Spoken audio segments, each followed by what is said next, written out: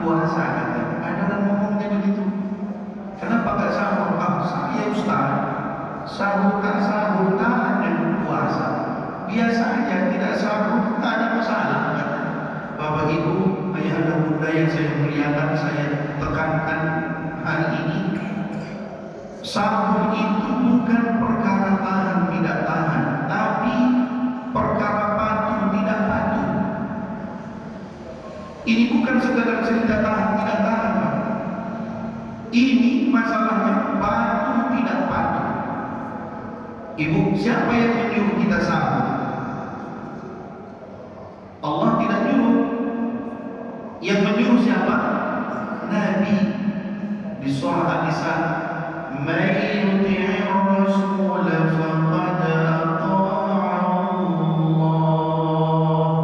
Siapa yang patuh kepada Rasul, sesungguhnya dia sudah patuh kepada Allah. Sekalipun yang disuruh Nabi Muhammad tidak Allah suruh, sekalipun yang dilarang Nabi tidak dilarang Allah secara jelas, tapi perintah Nabi yang dilarang Nabi patuhi. Kenapa dipatuhi? Allah sebut dalam Quran, "Wa ma yantiqu 'anil hawa in huwa illa wahyun yuha." Siapa yang menyuruh sahur? Nabi Muhammad. Karena ini perintah dari Nabi ke kita, sahurlah. Sahur itu barakah.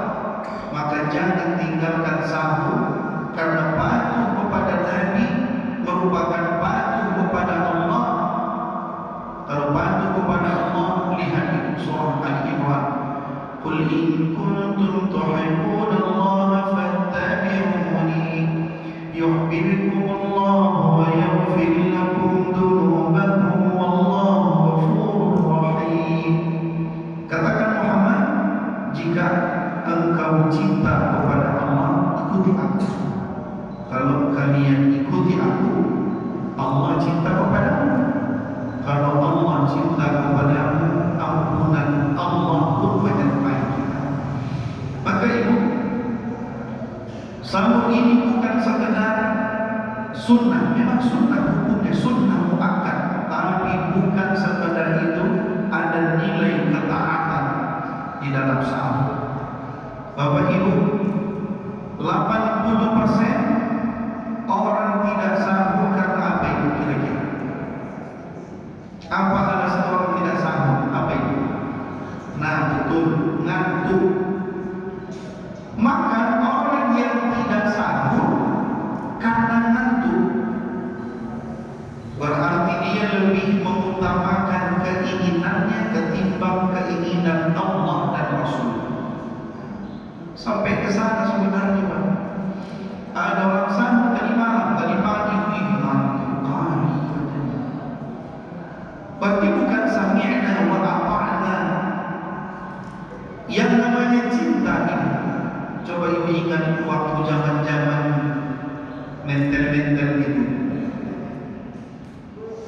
Kalau cinta itu, ya kan Pak, gunung kan kudaki, Cina kuda, lautanku seberang. Begitu hujan banjir menguras, tahu langsung, ya kan Pak, baru menguras langsung ke kapal. Alabang kata bininya, baru menguras sebelah kaki, belum lagi belawan suruh seberang, kata begitu. Nah, orang yang tidak sahur karena tidak mampu bangun dari ngantuknya ibu, secara tidak langsung dia lebih mengutamakan keinginannya ketimbang keinginan Allah dan Rasul. Jadi bukan sekedar makan-makan. Yasin ayat 12, ayat ibu yang bisa baca dapat hadiah roti. Masih disegel loh, ya Pak ya. Yasin 12 ayat, "Inna nahnu nuhyil mauta wa naktubu ma qaddamu wa atharahum wa kulla syai'in ahsaynahu fi imamin mubin." Sesungguhnya kami yang menghidupkan yang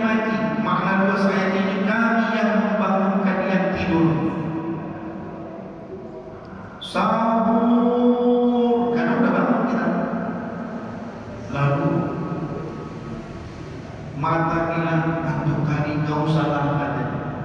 Wa naktubu ma qaddamu wa atharahu. Kami catat semua perbuatanmu selama kau hidup. Tercatatlah kita lebih mengutamakan tidur ketimbang patuh kepada Allah. Wa kulla syai'in ahsaynahu fi imamin mubin. Semua perbuatanmu itu kami catat di lauh al-mahfuz. Dulu kata guru-guru kami waktu di pondok itu, saya dulu pondok di Mustafawiyah, Babat. Diilustrasikan guru-guru kita, disayangi kata guru-guru kita. Ketika ada orang bangun tidur, memang berat ibu bangun sahur tidur kan? Kadang kita sudah duduk, mata sebelah terbuka, sebelah ketutup. Ada yang begitu sahur, tertutup sebelah terbuka sebelah. Udah duduk di tempat tidur tertunduk lagi setengah jam, masuk kamar mandi hendak udah tidur lagi setengah jam. Tiba-tiba teriak dari masjid, imsak babilah ngantuk. Orang yang meninggalkan ngantuk sahur bisa jadi diumumkan Allah di hadapan malaikat. Malaikat tengok, nah ini wani, walaupun ngantuk dia paksakan sahur karena perintah. Beda sama wani, ini suka-suka dia aja. Kalau ngantuk tak sahur, dia lebih mengutamakan keinginannya ketimbang keinginan Allah dan Rasulnya. Padahal dia mengatakan cinta dengan Allah dan kepingin bersama dengan Nabi Muhammad, tapi perintahnya tak dilakukan. Jadi ayah dan semua saya tekankan, ini bukan perkara makan, ini perkara kepatuhan. Maka mulai Ramadan nanti harusnya kita sampaikan, ya Allah, jam segini, jam 4 tanggal 5, sebenarnya mulut ini belum kepingin mengunyah, betul tak ibu kan? Ngantuk kali merasa Tuhan, tapi karena ini perintah melalui Nabi-Mu, ku tinggalkan tidur demi cintaku kepadamu. Itu ibu. Ada orang kalimatnya, sahur biar tak lapar, sahur biar tak haus. Iya betul itu. Tapi sebenarnya sahur itu adalah nilai ketaatan, patuh. Ibu, memang susah banget kalau udah mau sahur. Apalagi ibu tidur di spring bed baru lunas. Payah kan itu ibu bangun kalau udah lunas. Kalau belum lunas masih tebak-tebak aja. Apalagi tanggal 25. Untuk kejut-kejut mimpinya pun ngeri.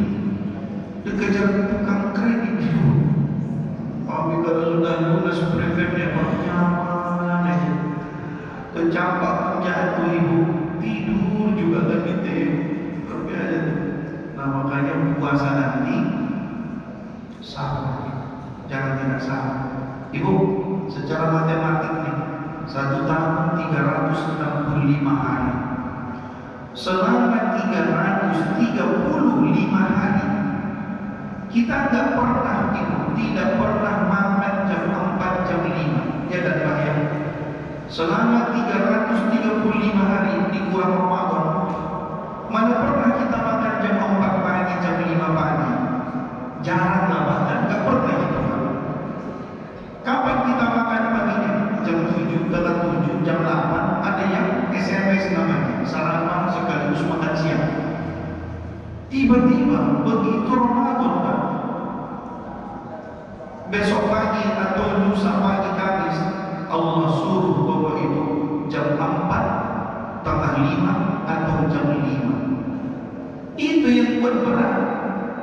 Sesuatu yang tak biasa berat, tapi nilainya luar biasa.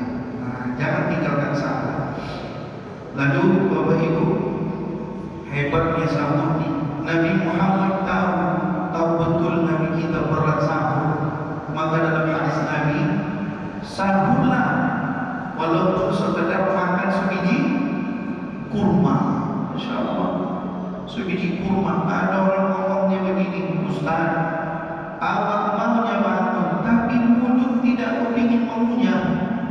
Kalau bahasa Arabnya ibu, Arab Mandarin, lebih dahulu balik baru ustaz katanya. Belum kepingin mulut dimakan katanya. Makanya kata Nabi, minimal sebiji kurma itu sudah sahur. Bangun, ambil kurma, bismillah, makan. Makan kurma menyehatkan, tapi bisa ibu mematikan. Kok bisa mematikan? Kalau ibu telan sama biji. Hadis yang berikutnya, sahurlah walaupun minum segelas air putih. Luar biasa kan? Bagi yang tidak selera mengunyah, minum air putih saja.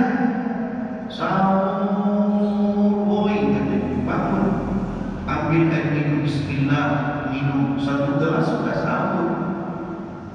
Kurma sebiji sudah sahur, apalagi 1 kilo, ya kan Bang ya? Apalagi 1 kotak 3 kilo. Memang kalau kita makan kurma tidak kenyang, tapi pegel juga itu kalau 1 kotak. Minum 1 gelas air putih, itu 1 gelas ini udah sahur. Apalagi 1 galon, tidak Pak? Makanya Bapak Ibu ingat, Allah tidak melihat apa yang kita makan. Sepiring nasi silakan, cuma telur dadar boleh, mato sapi oke. Saya dulu waktu di pesantren sebiji